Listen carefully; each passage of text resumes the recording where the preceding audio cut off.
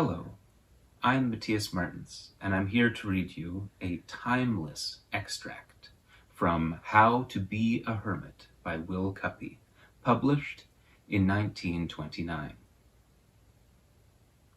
I have another crow to pick with Brillat-Savarin, or shall I say, a potato. Observe the utter wrongness of this passage from his Meditation the 21st. I look upon potatoes as a great preservative against famine, but, except that, they seem to me thoroughly insipid.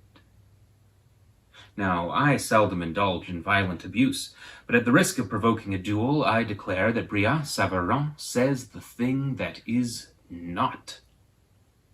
To maintain that potatoes are tasteless is to maintain stark, staring lunacy. It all goes to show that people who brag about their papillæ only too often turn out sadly deficient, just pathetic victims of Adlerian organ inferiority, while people you'd swear had not a papilla to bless themselves with are likely to give you the surprise of your life.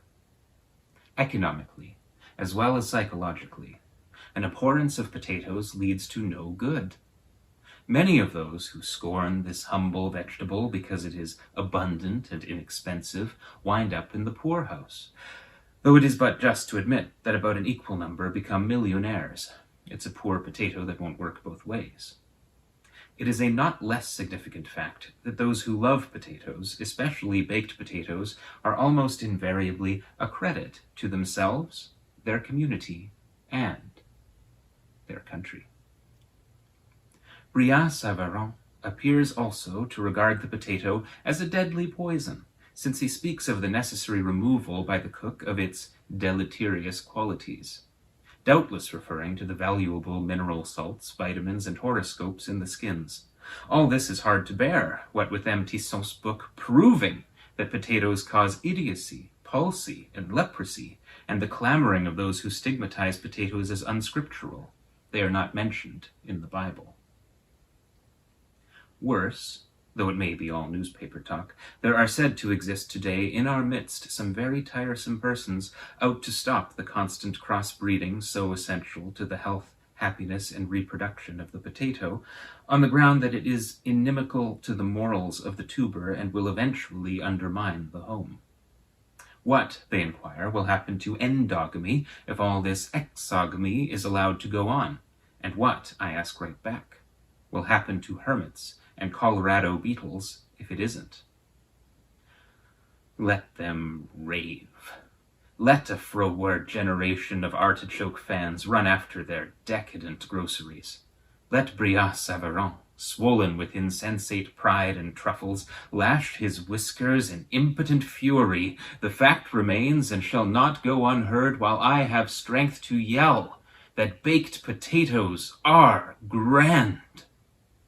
What a dish, my friends, is this?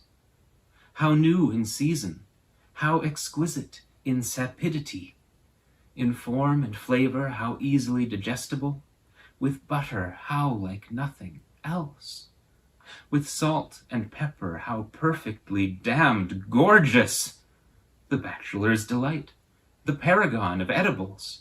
I speak now, dear reader, of victuals that are victuals. Tell me not, after I have eaten my full want of the same, that nobody loves me, or that life's but an empty dream.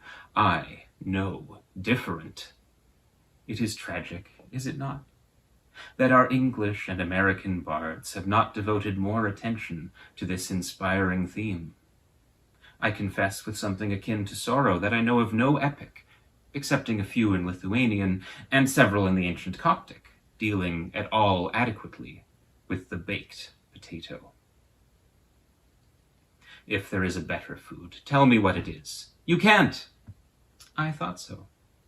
Anyone who has done justice to an adult baked potato, garnished with a chopped raw onion, a poached egg, a scant handful of hamburger, a few bits of crisp bacon, some gravy and extra butter, may well lean back in his chair and quote those lovely words of Bartlett.